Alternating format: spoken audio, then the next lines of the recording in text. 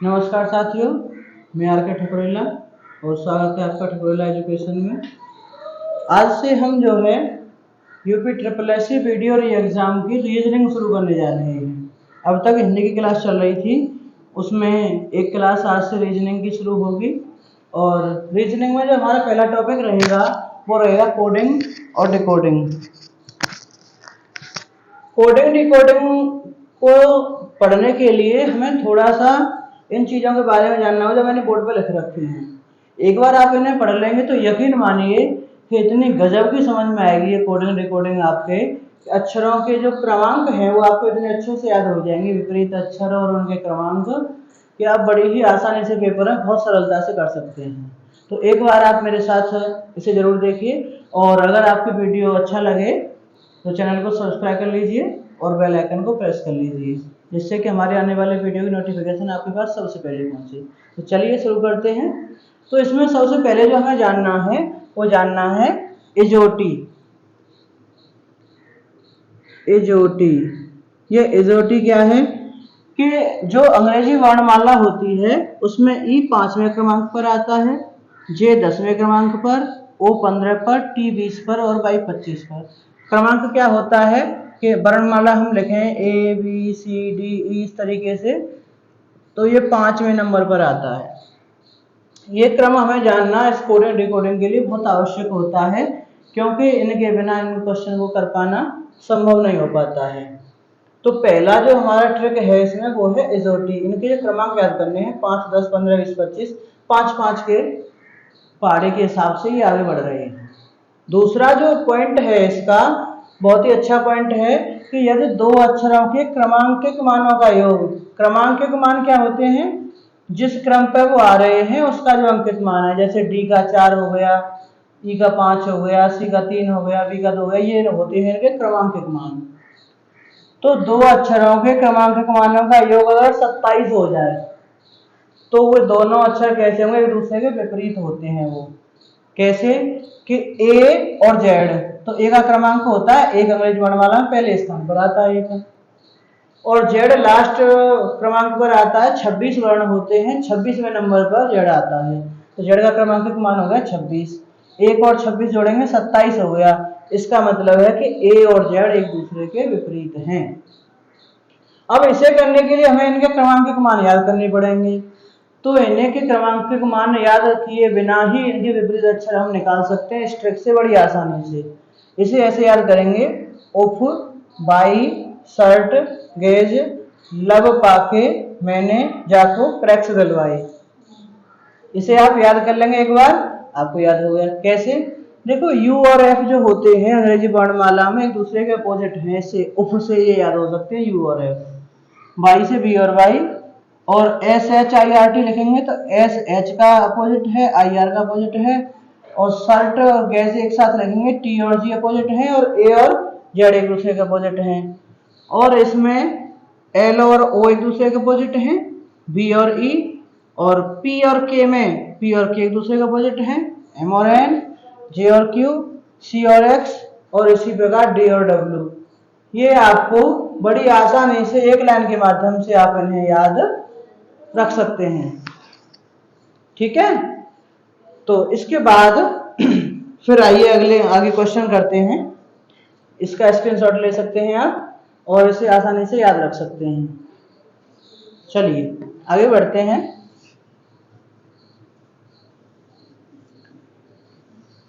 अगला इस पे क्वेश्चन करते हैं आगे। पहला क्वेश्चन होगा इस पे, अगर किसी सांकेतिक भाषा में, मैं शॉर्ट में लिख देता हूं, एब्सेंट, ABSENT, इसको क्या लिखा जाता है, इसको लिखा जाता है TCBSMD, TCBSMD। तो उसी सांकेतिक भाषा में डिटेल को क्या लिखा जाएगा, DETAIL, इसे क्या लिखा जाएगा ये बताना है। तो कैसे करते हैं ऐसे क्वेश्चनों को, सबसे पहले इसे लिखेंगे ABSENT, फिर इसे इसके नीचे लिख देंगे TCBSMD। अब ये देखते हैं कि कौन सा अक्षर का क्रम कहाँ पे बन रहा है। देखो ए के बाद एक जोड़ने पर बी आ रहा है, बी में एक जोड़ने पर सी और एस में एक जोड़ने पर टी। ऐसे इधर डी में एक जोड़ दें तो ई आएगा, एम में एक जोड़ दें तो एन आएगा और एस में एक जोड़ दें तो टी आएगा। ऐसा ही क्रम हमें इस शब्द के लिए बना देना है, आंसर हमारा आ जाएगा। तो डिटेल लिखेंगे DETAIL डिटेल। अब इसमें ऐसे ही बना देंगे कि डी के बाद एक जोड़ने पर ई इधर आएगा, ई में एक जोड़ने पर एफ इधर आएगा, टी में एक जोड़ने पर यू यहाँ पे आएगा। अब इसमें उल्टा करना है कि डी से ई हो रहा है तो ए से पहले कौन सा आएगा वो लिखना है। ए से पहले आएगा जेड और आई से पहले कौन सा आएगा, एच के बाद आता है आई तो एच आएगा पहले, और के के बाद आता है एल तो सॉरी ये ऊपर होगा तीर, के के बाद होगा एल। तो इसके लिए कोड क्या हो जाएगा, UFEKHZ। ठीक है, इसके लिए डिटेल के लिए ये कोड हो जाएगा, यही हमारा आंसर हो जाएगा। अगला क्वेश्चन देखते हैं कि अगर किसी सांकेतिक भाषा में डिटेल को ऐसे लिखा जाता है DETAIL, डिटेल को लिखा जाता है BJMUFE, BJMUFE, तो उसी सांकेतिक भाषा में सबमिट को कैसे लिखा जाएगा, SUBMIT, इसे कैसे लिखा जाएगा। मैंने थ्योरी में लिख के शॉर्ट में लिख दिया, आप समझ सकते हैं। डिटेल को इस कोड के रूप में लिखा जा रहा है तो सबमिट को किस रूप में लिखा जाएगा ये बताना है। तो कैसे करेंगे, हमें इसके लिए देखना है कि ये कौन सा वर्ड कहाँ पे फिट हो रहा है। लिखेंगे उसी तरीके से, पहले डिटेल लिखेंगे DETAIL, उसके नीचे इसे लिख लेंगे BJMUF और E। अब देखते हैं ये किस प्रकार से दूसरे से क्रम व्यवस्थित हो रहा है उनका। देखिए डी के बाद ई एक जोड़ने पर, ई में एक जोड़ने पर एफ, टी में एक जोड़ने पर यू, इधर एल के बाद एम, आई के बाद जे और ए के बाद बी। इसी तरीके से हम सबमिट में जिस तरीके से शब्द में लिखा है हमने उसी तरीके से दूसरे शब्द में हमें बना देना है, वही आंसर होगा हमारा। कैसे करेंगे, डी के बाद ई आ रहा है तो एस के बाद टी कहाँ पर आएगा, यहाँ पर लास्ट में। उसके बाद ई के बाद एफ है सेकंड लास्ट पर तो यू के बाद बी आएगा सेकंड लास्ट पर, और फिर टी के बाद यू है तो फिर बी के बाद आएगा ये सी। अब यहां से ये जो लास्ट वाला है एल, ये चौथे नंबर, शुरू से तीसरे नंबर पर लास्ट से चौथे नंबर पर, एल के बाद एम, तो टी के बाद यू कहाँ पे आएगा, यहाँ पर, ये ध्यान रखना है। आई के बाद जे और एम के बाद एन, तो इसका कोड क्या हो जाएगा, NJUCBT, यही हमारा आंसर हो जाएगा। है ना आसान, ठीक है। चलिए अगला क्वेश्चन पढ़ते हैं इसी टाइप का। इसमें सिर्फ हमें ये देख लेना है कि पहला शब्द दूसरे शब्द से इस प्रकार संबंधित है तो दूसरा शब्द जो होगा, जो हमें आंसर के लिए पूछा गया तीसरा शब्द, वो आंसर वाले शब्द से उसी प्रकार से व्यवस्थित होना चाहिए। अगला क्वेश्चन है कि किसी सांकेतिक भाषा में ब्रॉड को BROAD, इसे कैसे लिखा जाता है, ASNBC, ASNBC, तो उसी सांकेतिक भाषा में बोर्ड को कैसे लिखा जाएगा, BOARD, इसे कैसे लिखा जाएगा बताइए। इसमें क्रम बनाते हैं उसी प्रकार से, देखिए BROAD कैसे लिख रहे हैं इसे, ASNBC, तो ए के बाद बी, आर के बाद एस, एन के बाद ओ और ए के बाद बी, सी के बाद डी, यानी एक नीचे से ऊपर दूसरा ऊपर से नीचे, नीचे से ऊपर, एकांतर क्रम में है। इसी तरीके से हमें जो शब्द पूछा गया है उसमें लिख देंगे हम, वही हमारा आंसर हो जाएगा BOARD। तो पहले ए के बाद बी, फिर ओ के बाद पी, फिर किसके बाद आता है ए तो पहले नंबर पे आता है, लेकिन एक किससे पहले आता है यहाँ पे पूछा जाएगा, तो क्या लिखेंगे जेड, सबसे लास्ट में जेड और फिर जेड के बाद घूम करके ए, पूरा सर्कल बनाने के बाद आर के बाद एस और डी से पहले क्या आएगा सी। तो इसका जो क्रम है वो क्या हो जाएगा A P Z S C, यही हमारा आंसर हो जाएगा। इस तरीके से ना पूछ के क्वेश्चन को इस तरीके से भी पूछा जा सकता है कि किसी सांकेतिक भाषा में गोल्ड GOLD, गोल्ड को क्या लिखा जाता है 5124 और लाइव को लिखा जाता है LIVE, लाइव को लिखा जाता है 2983। तो उसी सांकेतिक भाषा में VOID को कैसे लिखा जाएगा, वॉइड, इसे कैसे लिखा जाएगा। अब यहाँ पे हम देखें कि किस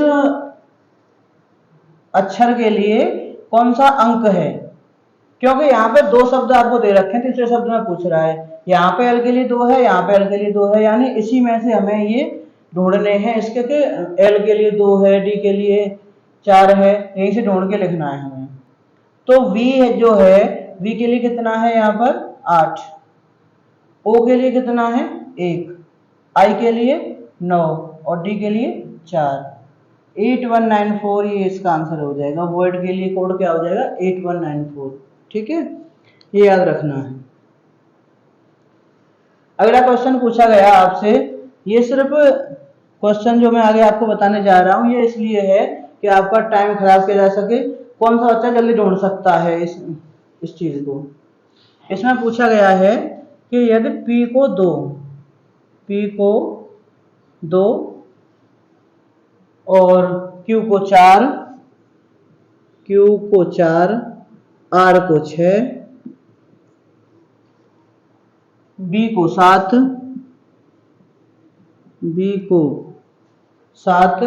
Z को 9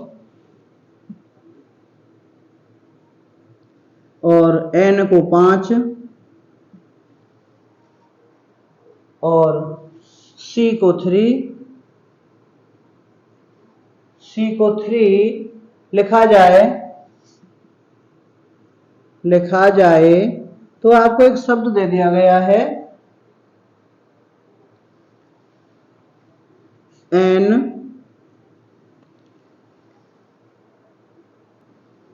NCPRB, इसे कैसे लिखा जाएगा ये बताना है।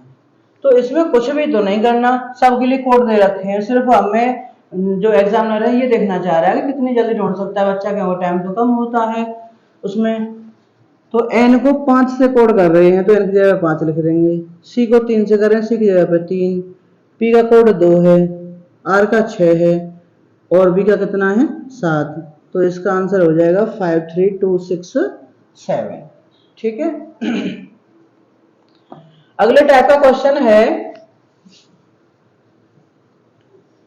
रीजनिंग, तो ये कहती है कि आप इसका जितना अभ्यास कर सकते हैं उतनी आप जल्दी से कर सकते हैं।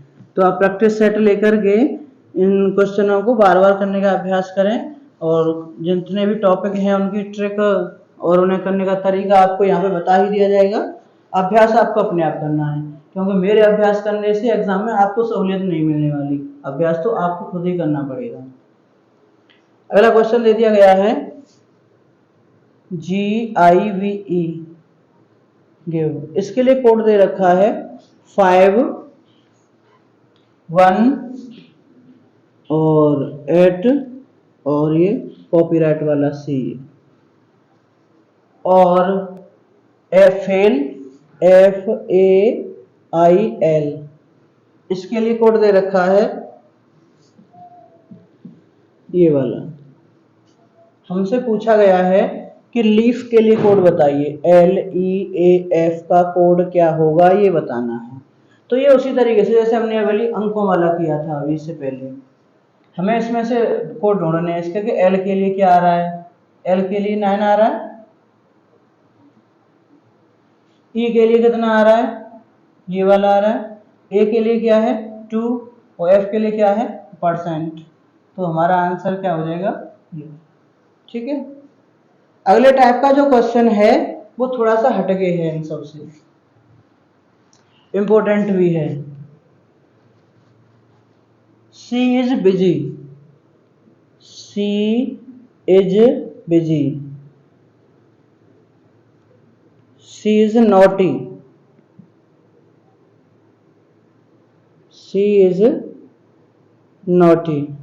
इसके लिए कोड दे रखा है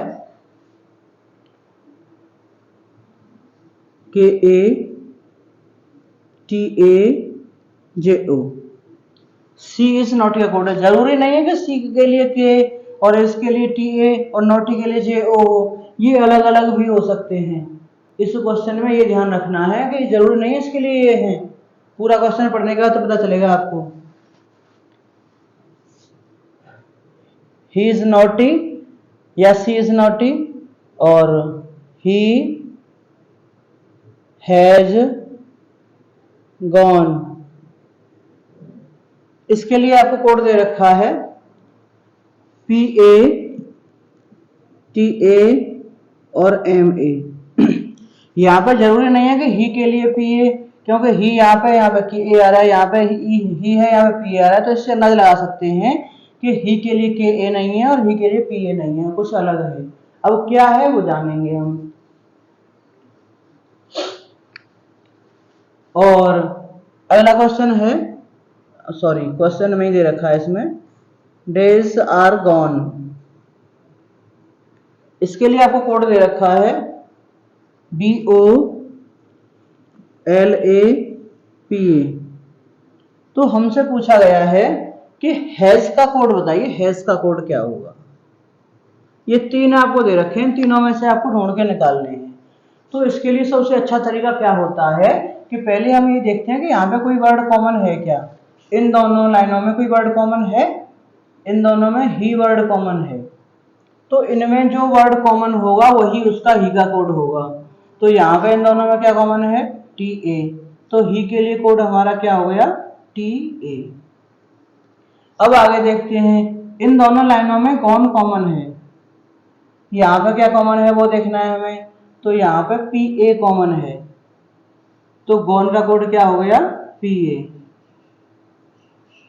अब हमारे पास है कि ही हैज गॉन और हमें ही का और गॉन का कोड पता है, तो हैज का निकालना है। तो बाकी क्या बचा MA बचा हैज के लिए, तो हैज का कोड क्या हो जाएगा यहाँ पे MA, यही हो जाएगा हमारा आंसर। ठीक है, इस तरीके से आप इस टाइप के क्वेश्चनों को कर सकते हैं बड़ी ही आसानी से। कितना भी लंबा और कितना भी तगड़ा क्वेश्चन आपको दे रखा हो, आपसे तगड़ा लंबा कोई भी नहीं है, इतना जान जाते हैं तो। ठीक है, आगे बढ़ते हैं। अगला क्वेश्चन,